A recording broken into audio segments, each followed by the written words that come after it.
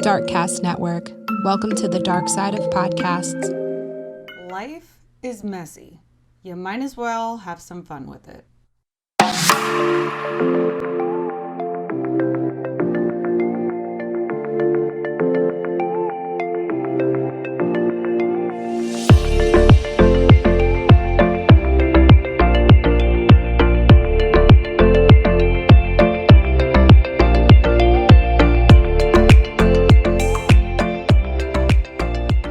What's up, friends?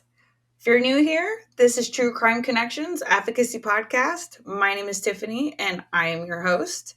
This week, we are getting down and dirty with Marci Warhaft. She's here to share her story of how going through some very traumatic events by battling an eating disorder, the loss of her brother, she was very easily manipulated into some pretty scandalous sexcapades with her husband. Stay tuned. You're not going to want to miss this. Well, thank you so much for being here with me today, Marci. I've been excited to talk to you all day. No, I'm excited too. Thank you for inviting me. Of course. So I read your book, The Good Stripper, and I have nothing but amazing things to say. Literally. I laughed so much throughout the book. Like, you could tell you were still back in those precincts. It was just like, what in the actual fuck is happening? And I was like, I could feel that. I know, that's the thing. The other title could have been What the Fuck? But I don't know how well that would have. I mean, you never know. Yeah, that's true. That's true. Well, I'm glad you liked it. I'm glad you liked it. And I'm Yes. glad it made you feel something. Yeah. Yes. It was sad, losing your brother, losing your mom. That was very emotional. And so that made me tear up a little bit. But, I think that you are a remarkable woman. So I think what you're doing is amazing. Thank you. I mean, I don't, honestly, I don't think that I'm any more remarkable than anyone else. It's funny because people will say to anyone who's gone through a lot, they'll always say, you're so strong, you're so strong. And I always feel like I don't think I'm stronger than anybody else. I just had to prove it. And there are a lot of us like that. I think that a lot of us don't know how strong we are. A lot of us are strong. It's just that some of us had to prove it and keep proving it and keep proving. And one thing I said before is that I think the reason why a lot of us are strong is because we didn't feel safe. And so we had to become strong. And if I'm going to be perfectly honest, given the choice, I'd rather feel safe than have to be strong. I wish I didn't know how much I could go through. I wish I had no idea that I could go through a lot of bad stuff and come out of it okay. Like I wish I had no clue. But I had no choice. And that's kind of what happens. You really have no choice. So I put one foot in front of the other. Yeah, you don't know how strong you are until you have to be it. So that's it. Yeah, and the lucky ones never have to find out. Right. So after the loss of your brother and your mother and a child, your husband thought it would be a great idea to start swinging. Yeah. I mean, I think I don't want to speak for him, and I don't like to talk about him too much. We're in an amicable situation. We share children, and it's my former husband. Important to say. Yes. Look, I think we're people, we're human, and you go into a relationship with somebody. We were very young when we met. We were in our early 20s. I think I was 21 maybe when we met, and 22. And you don't really know who you are. Never mind who the other person is. I certainly didn't. I'd been through so much and was trying to find some normalcy, and this seemed normal. And then I think you grow and you evolve and things happen, and then sometimes you're different than you thought, or the person that you're with is different than you thought, and things can happen in a very odd way. And yeah, we've been through a lot, and for some reason he had gotten into this. I don't know. He had, before I went through all the losses, he had sort of brought up opening up our marriage, and it wasn't something I was into. And then it came up again later when I'd been through a lot, and at that point, I was feeling very defeated. I was also going through this weird thing of like where I was feeling I just had my second baby.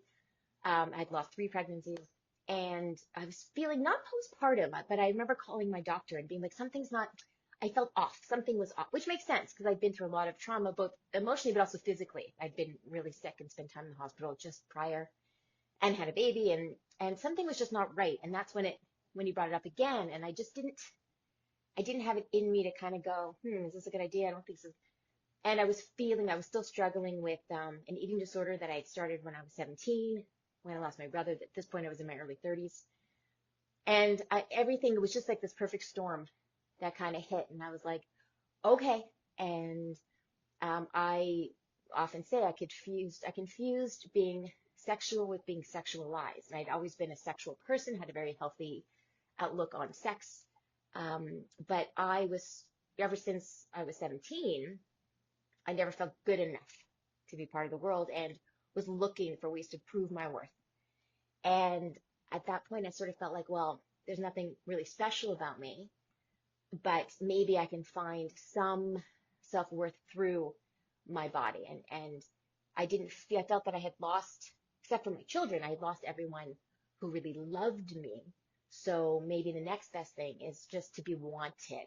And that was all I really was looking for at that time. And it took its toll, because that became really my identity and that's why it's sort of this double life in my book. It's me really trying to be the best mother that I could, because I had what I felt was the best mother for 28 years of my life.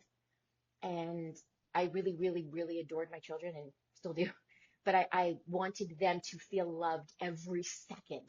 Like I just wanted every memory to be amazing. And so that was my goal for them. But at the same time, I was also feeling like nothing as my own person, and found this, well, I could feel empowered sexually, and started acting out that way. And so there was like this, trying to be the perfect mom, but then also being kind of like the town tramp when I wasn't with them, which is hilarious now, but not so funny at the time.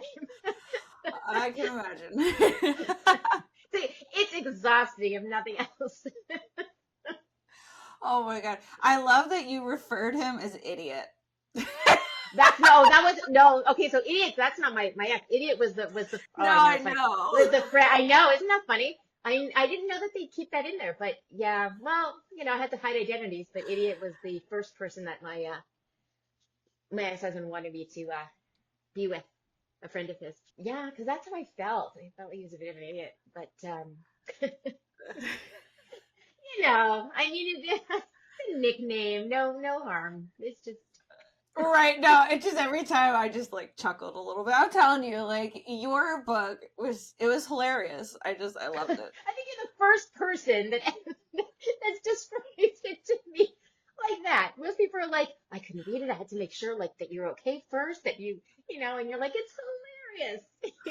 Well, of course, look at your podcast. It's freaking true crime stuff. I mean, it's kind of on point. So there you go. Exactly. And that's pretty much like where this episode kind of goes. It's because like you were feeling a certain way. Obviously you just had a baby, so you have so much on your mind, on your body, everything. And you wanted to feel sexy, you wanted to feel appreciated, you wanted to feel loved.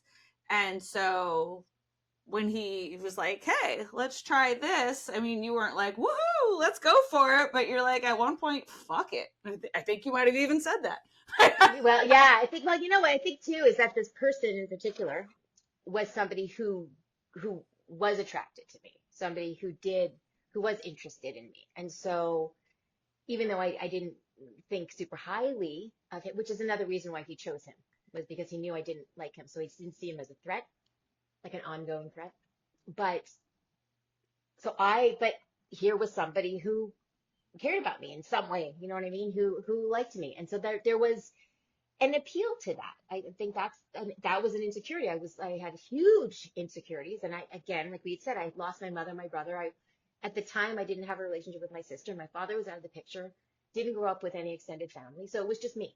And so that was all I had. And so, yeah, there was something, it was something, it was somebody who was dying to see me. It was somebody who was dying to spend time with me. It was somebody who was complimenting me. And it sounds kind of pathetic, but really, it was this little bit, that I kind of needed. And so I kind of fell for it. And the thing is with my body too is I had been so disconnected from my body for so long because between the eating disorder that started when I was 17 and then just before all of this happened when we started swinging, I had just maybe 2 years before that had gotten very ill and had spent 2 months in the hospital with a near fatal illness.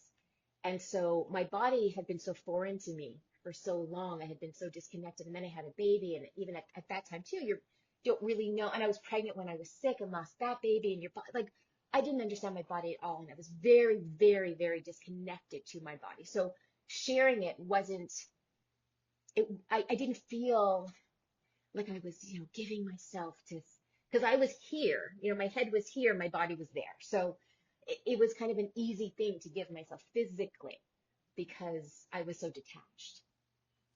Right. And it made you feel good. And that's at that point, that's what you're chasing. Yeah, I don't know that I can. I mean, it's you. I don't know that made me feel good. I think there got to a point, and I talk about this how there's one person in particular, but there were a few people I was with that I used as punishment because I felt like I was such a bad person for doing all of that I had to prove to myself how terrible I was. So I would I'd have sex with this one person in particular because I knew he didn't think much of me and I didn't think much of him. And it was my way of punishing myself. And so it wasn't that, oh, this is going to be so much fun. It was like, I'm such a terrible person. So I often say because between the eating disorder and the way I acted out sexually, I abused myself with both food and sex, two things that I really enjoy, but I, at the time, really used in a negative way. So I can't really say, I enjoyed it. I was looking for, I think I liked the attention. I liked the attention, Yes. but it wasn't, you know, it was okay. It wasn't oh shit, what's that movie? Oh my god, every woman is gonna kill me. Gray shit. Oh yeah, no. Oh, yeah, I never saw that. 50 Shades of Grey. Yeah. Even the swinging clubs were so different than different than I kind of imagined. And yeah, I mean, look, looking back, I'm okay. So I could say I don't regret the dancing. I don't regret anything except what I will always regret, always, and I don't have a problem with regretting this, is that there were some of my actions that negatively impacted other people and hurt other people and other women. And even though I know now that it really wasn't my responsibility, and I will always regret that, and I will always just never feel okay about that, and I shouldn't, and I'm okay with never. I don't hate myself for it anymore. I used to really hate myself for years over mistakes that I made like that, and I don't, because I understand why, and it was never in my head. I wasn't even thinking that, but as soon as I realized, oh shit, you're hurting other people, I stopped it. But um, that's the only thing. The other things are crazy memories, and look, there are times when I'll be doing something and I'll get this flashback and I'll be like, oh. But it's been a full life. What can you say? What can you say? Absolutely. Well, I gotta tell you, I loved your song choices for when you danced. I was like, she's picking all the good ones. There's a variety of stuff in there. I know, it was interesting. Well, I was also like sort of, I was freelancing, so I wasn't there all the time, and there was, I had to be careful. You couldn't pick other people's songs that, people had their set list, and you couldn't do that. And I was very careful about what I didn't want to step on any toes, and the club only had, there were certain genres that they didn't want, and so I always pick songs. I've always liked to dance. That was my favorite part, and so I always pick songs that I liked it because I actually danced. Like I actually danced, and so I picked songs that were fun. Yeah. I can only imagine. I mean, I've been to strip clubs and, you sit and you watch the girls work the floor. And I always wondered, like, what went on in their head when they're doing this. And I know it's money for the most part. Who's got the deep pockets? But I wasn't even good at that. And that I guess if I could go back, I was so subconscious and so I would, I wish I was just more savvy. But yeah, I mean, anyone who says, I don't know, like it's the women are in charge. I mean, different clubs are different for sure and whatever, but yeah, no, it's any guy who goes into a strip club and thinks, oh, she likes me, honey. You know, I mean, I remember even my ex-husband at the time used to say that he felt that strip clubs were the safest for, like, if a husband was saying he was going to a strip club and the wife would worry, don't worry. Like, unless, certain clubs, my club wasn't like that, but there are certain clubs where you could get extra if you want, I'm sure. And certain girls you can get extra. But for the most part, you're not. Yeah. It's a job. They're there to make money. They're going to entertain you. But yeah. They're not dancing for you because you're so goddamn attractive and they're going to fall in love with you before the end of the night. Not going to Right. No, happen. absolutely not. They're there with one goal in mind, and it ain't you. Yeah. Well, and I'm going to speak for other dancers. Every dancer is different. Everyone has their own motivation, and But I know that people will see the title in the book, and sometimes they'll say, "Oh, don't worry, I knew a dancer." Or, don't worry, and I'm like, I'm not worried. Like I don't look down on anybody who dances for any period of time for any reason. I just don't. I think there are a lot of reasons in the world to be ashamed. There are a lot of things that people do that are just mean spirited and hateful and just wrong. And dancing for money and taking off your clothes, I don't think any person should feel ashamed or should be shamed for doing that. I mean, really, look at the conditions of the world, and please, dancing, stripping, please. Right. It's okay. It's all right. And everyone has a story. There's obviously every girl who's there has a story. Nobody wakes up one day and it's just like, I think I'm gonna go dance on a pole. You know what I mean? Like something brings you there. So, to you as your husband. Wasn't no, I can't even say that. Well, okay, in a way, it wasn't his. That was not his suggestion at all. He didn't when I brought it up, and he didn't want me to do it at first, and then was happy because I was helping with the household, with the grocery shopping and all that, because I wasn't working before I had my two little kids, so I was able to contribute. So like that, but at first, no, it was my idea because I was paying for personal training. I mean, it's just silly. So when people say to me, again, people who haven't read the book, they'll say, "Oh, you know what? You were just doing what you had to do to put food on the table," because that's such a kind of cliche. And I'm like, no, it wasn't. There was food on the table. My husband had a good job, and my reason was much less respectable than that. It was ridiculous. But I was in such a weird, crazy place at the time. I mean, I was just not myself. I said before, I said in the book, there's times I would look at myself, literally look at myself in the mirror and not recognize myself and say, who are you? I mean, I really was so almost dissociated from myself. And so I call it my crazy time, but it's just that I absolutely did things that I never would have done had circumstances not led me to them. Kind of thing. But yeah, we don't know anyone's story, and who are we to judge? I won't. Exactly. And you were Cassidy then. That's who you were. Cassidy. Yeah, I remember. I think I heard that name on like a TV show, and the girl, she was really pretty, and it stuck in my head forever. So yeah, I like the name. I love that. You're your little alter ego. Mm-hmm. You're like, whenever Marci would like go down, Cassidy came, she rose to the Yeah, occasion. exactly. It is weird sometimes to think like that was me. Like I did that. It's weird. Like you look back at your life and there are things and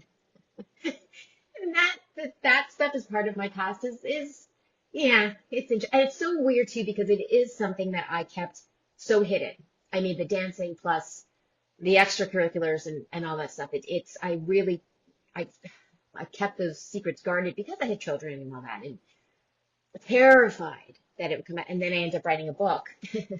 My kids are so supportive and it's so great, but all that fear, and now I look at it, and look, I say this all the time when people say they're reading my book, and there's a part of me that's always like, oh God, they're going to know me really, really well, and it's, what are they going to think? And and then I'll go back and I'll read parts of it and go, oh my God, I can't believe I said that. So it's kind of, but then at the same time, it's also very liberating because I can't, nobody's going to embarrass me with anything. Nobody's going to shame me with anything. I can't change the past. You could try to hide it, but it's there. So the things I did, and writing the book actually helped me understand why I did some of the things I did. And that was very, very helpful. But like I said before, in the grand scheme of things, the only person that I really hurt was myself. I was very careful not to hurt my children. My partner and I had he and I had a very odd relationship. And so he was fine. So, and then again, I said there were a couple people that I inadvertently hurt, and I will always feel bad for that. But, it was my life that I put in danger several times. It was my well-being that I put at risk all the time.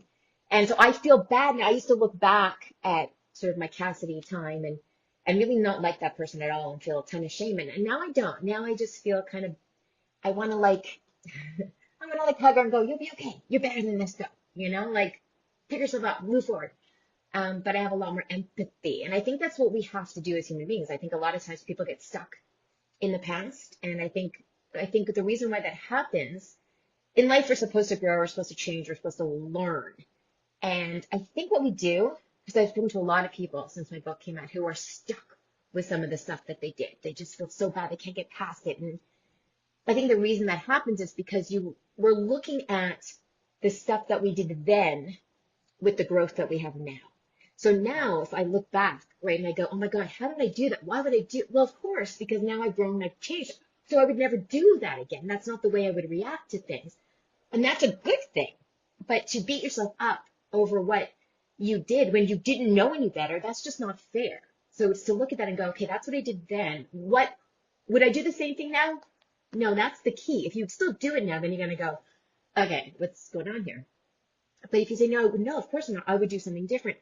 That's what you're supposed to do in life. You're supposed to grow. And so we have to sort of let go of feeling bad. And that's why in my book, I dedicated it to anyone who's struggling to forgive themselves for mistakes they made when they were just trying to survive. Because we're doing the best we can with what we got. And that's it.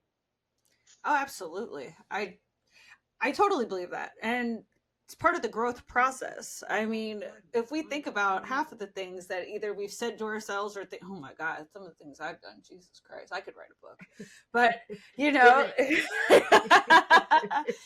it's just, you learn, you grow, and you learn more about yourself. I feel like sometimes when you make some of these mistakes, because there is a reason why we do what we do, Yeah.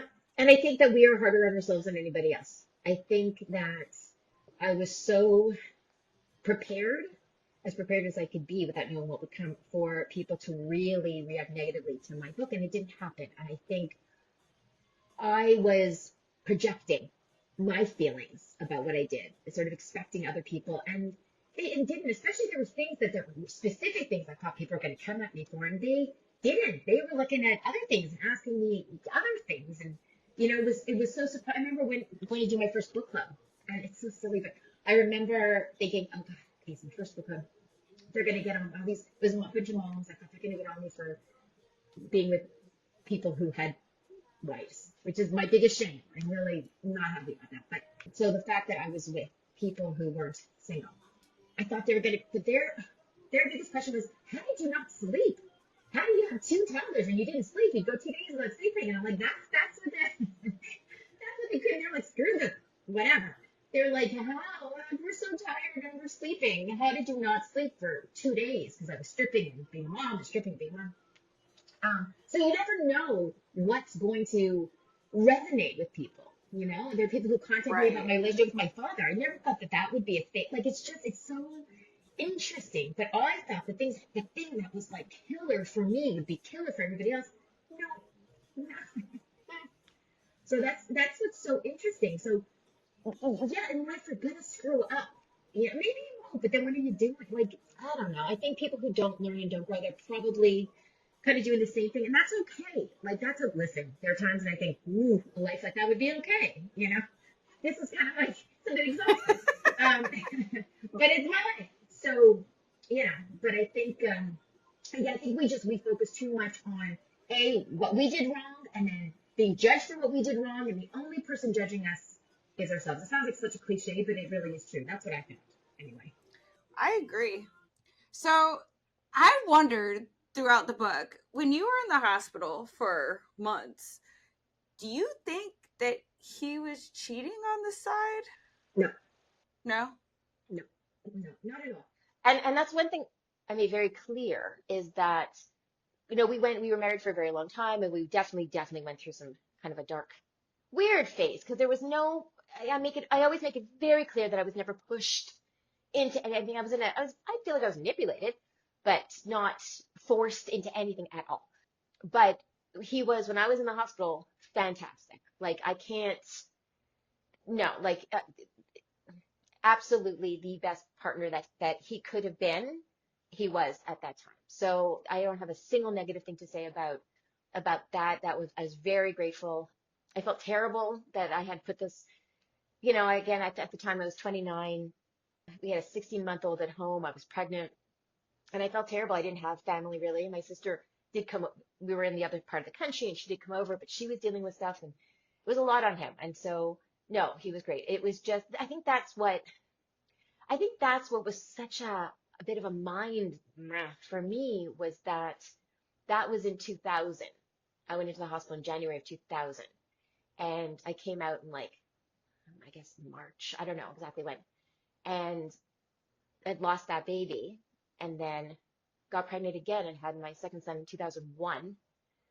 And it was that, within a few months that he brought it up. So I think that's what was that was the big shocker for me, I think, was that he was so loving and so great. And again, I don't want to, and I'm not saying anything negative about him. He was so great at that time. And I think for me, what was difficult was that, the doctors said they were probably going to lose me. That nobody expected me to live from this illness.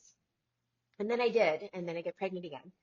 I have a second miracle baby. And then it was so soon after that he wanted to share me. And I think that was hard for me to understand, I think. And I think that's what was so disheartening, because it wasn't like I was married to this villain, horrible, abusive. It wasn't. He wasn't at all. So it was a weird thing. I think it was just something he discovered about himself, this interest in whatever. And I honestly feel like I've said this before. I don't think that there was ever a time when he thought, oh, I want to hurt her. That's not who he is.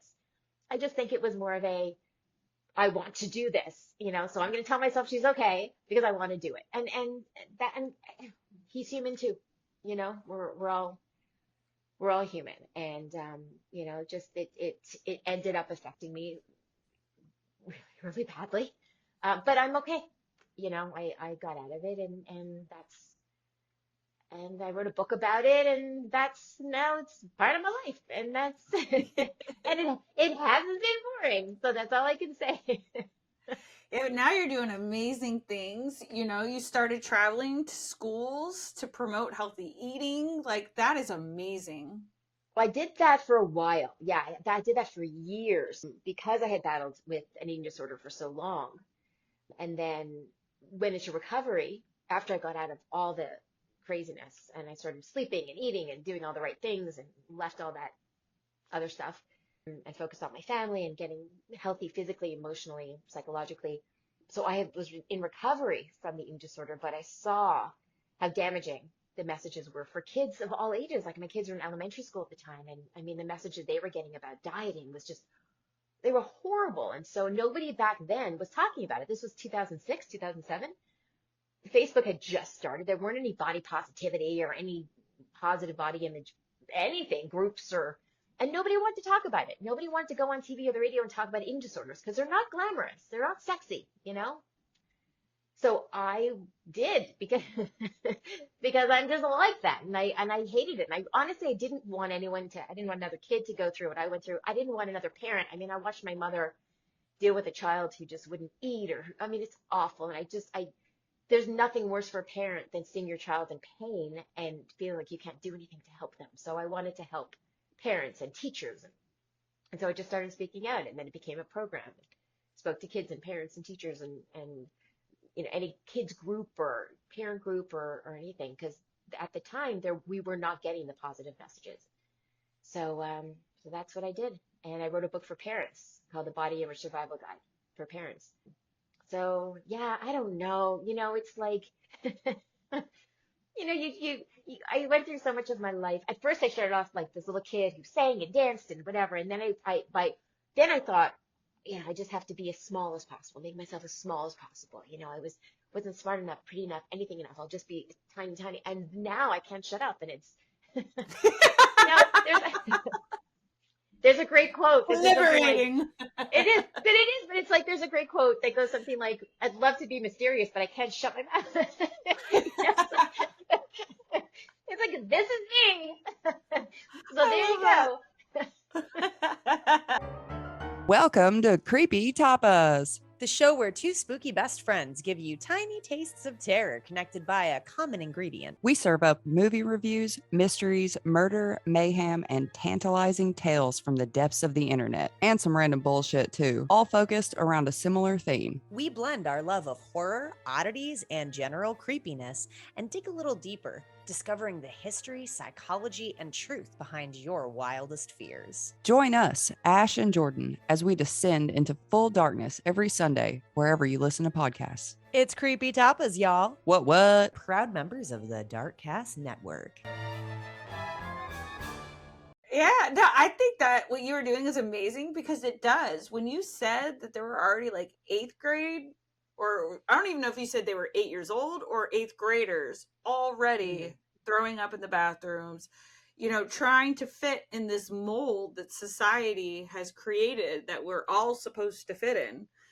And it's not right. And I mean, it's going to do is self destruct children. That's what it's Oh designed yeah, to and do. well, the problem is it's because every generation has been dealing. I mean, I'm in my 50s, and it's like we went through it, and then our mothers went through it, and I mean, there was always the grapefruit diet and the this diet and the can you pinch an inch thing for cereals. And I mean, it was just, and back then when I was growing up, there was no opposing message of positivity. So we had diet ads in magazines, we had diet ads on TV and on the radio, and it was just all about it being as skinny as you can. And I remember my sister's Cosmopolitan magazine, and they'd always have in the front stats on the supermodel and what she weighed and how tall she was. I mean, it was just that was the pressure constantly, and statistics were showing that girls in high school would start smoking so that they would not eat as much. I mean, there because we were more afraid of gaining weight than we were of cancer. I mean, and I relate to that. I get that. That's how I lived for a big part of my life. And so, you're fed these messages forever, then without even knowing it.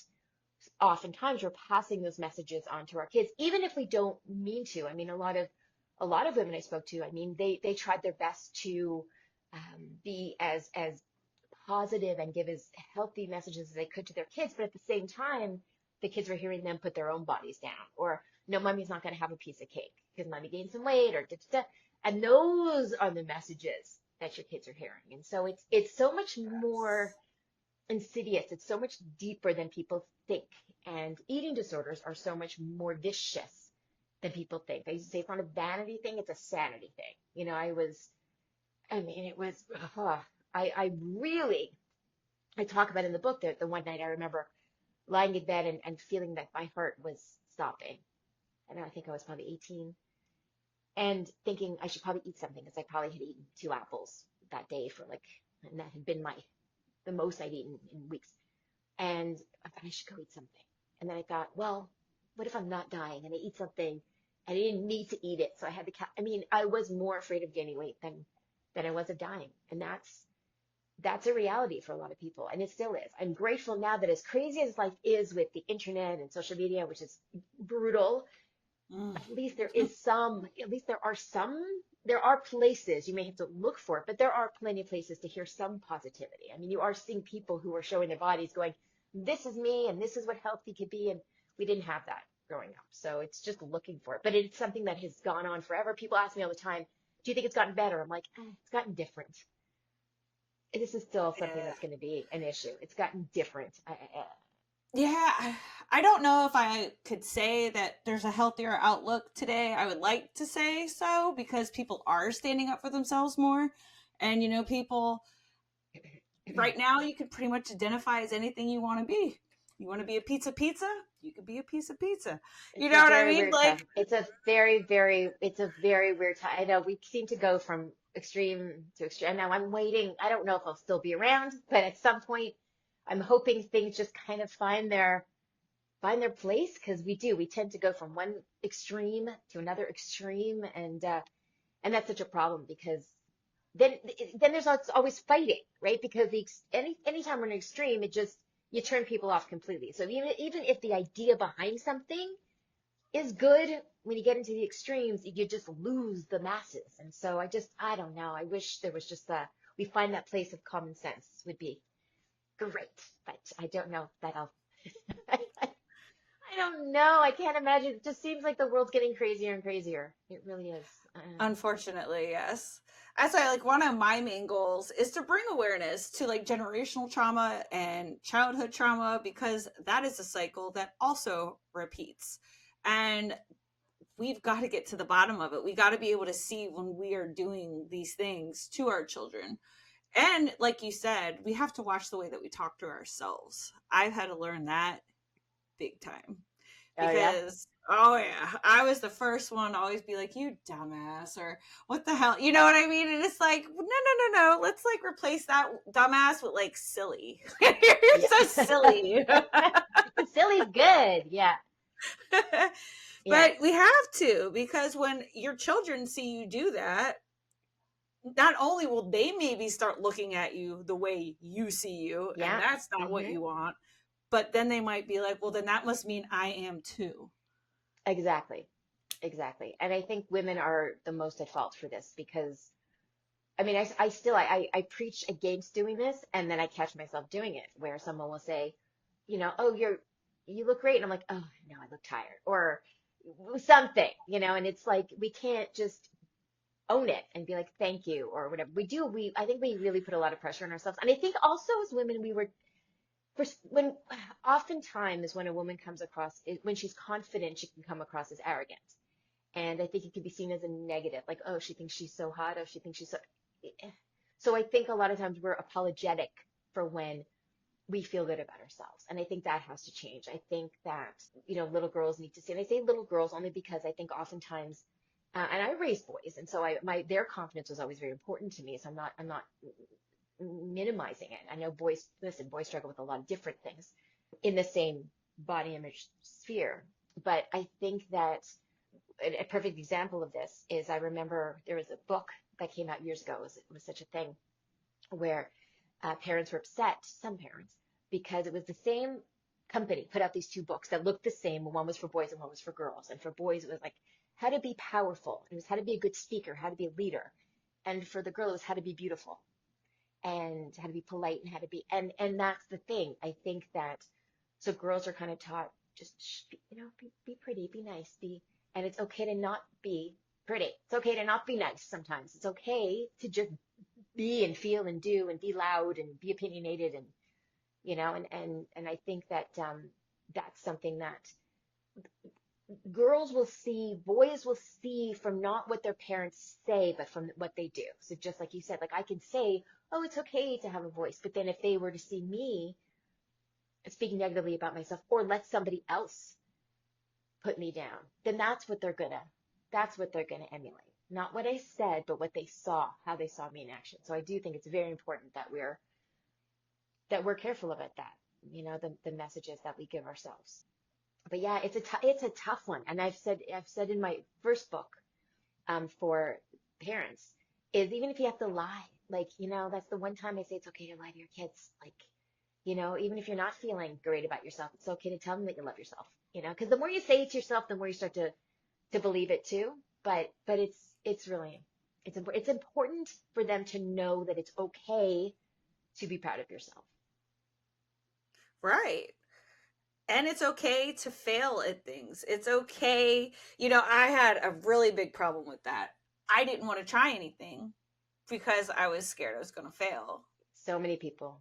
Yeah. Well, it's funny because I say that I think at the end of my book, is that if there's anything, like I think what my kids will learn from me. I mean, I hope they learn a lot of things from me, but I think that they'll see that I am imperfect. I mean, I always say with my mother, I think I do think she was the perfect mother.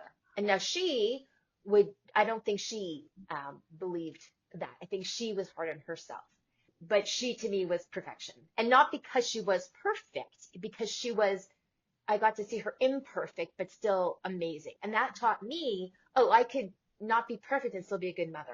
And I think that because I'm so honest about where I've been, because I'm so honest about my, let's say, mistakes or missteps, let's say, but I think they know I'm a good person, they know I love them, and they see the good I do, and as hard as I've been on myself, I don't believe anymore that they think I'm any less than as a mom or as a human being because I've made mistakes. And I think that is a really important lesson for your kids to see. I never want my kids to be afraid to make mistakes. I never want my kids to be afraid to try something because they're afraid it won't work out ever, ever, ever. I never want that. And so to put that kind of pressure on them, if I put that on myself, that's such a shame because you're making their life so small. You got to try. And it's fear. And it's fear not so much about failing, it's fear about what other people are going to think if you fail. That's really what it comes down to. Because if you fail, you fail. If you fail and nobody knows about it, it's not such a big deal. But I think we're so afraid of what other people are going to think. We're not going to change from one job to another job if you're successful at one job, but you really want to do something else. And if you fail and people are going to go, what an idiot, they left that. Who cares? If you leave a relationship and then who cares? Like, just, this is the time. Like, you have one go around. Make as many mistakes to find your thing, And let me tell you, there's stories in those mistakes. Oh Maybe yeah, worth having, you know what I mean? So there you go. There's always a story. The worst comes to worst, always. you got a story. There you go. Yes, usually. What do they say? It'll come to me when we're done. Okay. I think I know. I know. There's a quote. Are you thinking about something about the best? Yes. So yeah, I know. Yes, I can't either, but I know what you're thinking though. It's like the best like the stories come best from the. stories. Yes. See, Yeah. perfect. Yeah. But it's true. Like, you have to spread your wings. You have to make mistakes. You have to make stupid choices. Like, you have to, because you're Well, going to we learn can't about know all the yourself. answers. Yeah, and you learn about other people, and you learn what not to do, and you learn who not to trust, and you learn who you can trust, and you learn, and some of those lessons are painful, but they're survivable, and I'm really somebody who, right or wrong, I won't ever take the easy route, which isn't great because it'd be so great if things were just easy but I won't take the thought of being stuck in something because it's safe, whether it's a job or a relationship or anything like that, because it's safe. That's my biggest fear. It's just because I've done that before. I felt stuck, and I don't want that. I don't want. There's a great. It's funny, now I'm thinking of a quote that I can't really think of, but it's from the movie Steel Magnolias with Julia Roberts, and she says something like she would trade like a minute, or let's say I'll trade 5 minutes. She'd rather have 5 minutes of amazing than a lifetime of nothing special. And and I like that, I'd rather go for it and make mistakes and not happen, or just have I want whatever it is I'm doing, I want to feel passionate about it. I want to feel excited about it. I don't want safe and okay. I don't want okay, which comes sometimes leaves me with what the fuck, but that's okay. I think I'm somebody who's more comfortable in the what the fuck than I am in the okay. Right. And there's nothing wrong with that. That's growth. There you go. There you go. Like you said, that's gross. Was there anything else that you wanted to add? No, you know what? I think, like I've said, like we've said, it's kind of been a bit of a theme for this thing. It's that you got one go around, and I hate cliches, so I know this kind of sounds like a cliche, but man, we got to stop worrying so much about what we did, about what's going to happen. Like I'm somebody who, much to my friends' dismay, I'm somebody who lives day to day. Like I really do. If you say to me, "Oh, there's something happening like 3 months from now," I'm like, I'm sorry, like talk to me in 3 days. Like I really don't, because also my life has shown me like I don't know what's gonna be. Are we ready for what's gonna be here in 3 days? Like I don't even know. But honestly, like I try to live.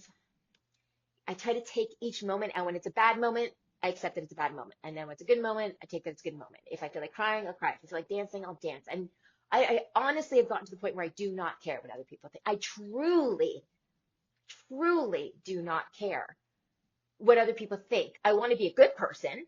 I don't want anyone to think I'm not a good person. But my boundaries, let me tell you, from somebody who had no boundaries, my boundaries are so high and so strong. No, because I think we need to stop worrying so much about um, I think a lot of us deplete ourselves. We let ourselves just get drained from trying to be everything to everyone. And there's a great expression too that says, don't worry about being liked by everyone. You don't even like everyone. Right? And that's true. Like, have you seen people? They're not great these days. So, so don't worry about it. But yeah, so I think my thing is just live your life as loud as you want it to be, and don't worry about how it looks to anybody else. It's your life. It doesn't have to make sense to anybody but you. I love that. Absolutely. And I think we all do struggle with that for sure. We care too much what everybody else thinks. Write a book about your deepest, darkest secrets, and you won't care as much. I mean, you it's can't. all out there. It's all out there. So I care what picture I put up. I care what, please. Like listen, I've talked about, my stuff. So yeah. Aren't you glad social media wasn't around when you were doing all that? No, I'm telling you, like there weren't even cell phones really. I can't even, there were, but it was not, you weren't taking pictures and, oh, yeah, I know. Well, listen, we say that, but then I wrote about it anyway, but at least there's no picture evidence. I guess that's, exactly. and it's not, yeah, I guess that's, yeah. Oh God, I can't even imagine. Whew. I think about that sometimes, like, oh Lord. Thank God. Yeah, it's a whole, I imagine a whole different, I can't, listen, I grew up in the 80s and 70s, 80s, and I'm often like, just take me back just for a bit. Like it just seemed so much simpler. Really did. I mean, I sound so old, but it was No, all I'm right behind neon you. and I mean, the music, the fashion, the lack of fashion, it was great. But every decade has its challenge, every generation has its challenge. It's just we need to work together and find that we're just not, and it's exhausting. So honestly, what is it, cranks your chain or rocks your boat or whatever it is that that does it for you, do it. Find something. The world is on fire. It's a freaking dumpster fire. Whatever it is that makes you happy, find it and do it often. And that's it. Absolutely. My words of advice, my words of wisdom. Hey, I think they're good words. There You're you very go. wise. Oh, thanks. Thanks. Comes with the age. Well, if somebody wanted to get in touch with you, what would be the best way? Okay, well, my book, so The Good Stripper, a soccer mom's memoir of lies, loss, and lap dances, is available on Amazon or as an audiobook on Audible. And I'm all over social media, so Facebook, Instagram, TikTok a little bit. But it's Marci Warhaft, just my name, and you can reach out. And if you read my book and want to talk to me about it, I'd love to chat. So look me up, check me out. Google me. Google me. Oh yeah, there you go. Mm-hmm. Perfect. Well, thank you so much for being on. This was fun. Thanks, it was fun. Yeah, it was really fun. Thanks. Yes. I think we all know somebody who can benefit from this episode. Please make sure to share it with them. And thank you guys so much for listening to my podcast. This really means a lot to me. If one of my episodes has helped you in any way, I would really like to know. It's important for me to know that the work that I'm doing is actually helping people. If you want more of me, make sure to subscribe to my YouTube channel and follow me on Instagram and TikTok. If you or anyone you know is in need of national hotlines, please go to truecrimeconnections.com. I have all the phone numbers there listed for anything that you could possibly imagine. All right, my Renowned Roots community, keep building hope and gaining strength. Until next time.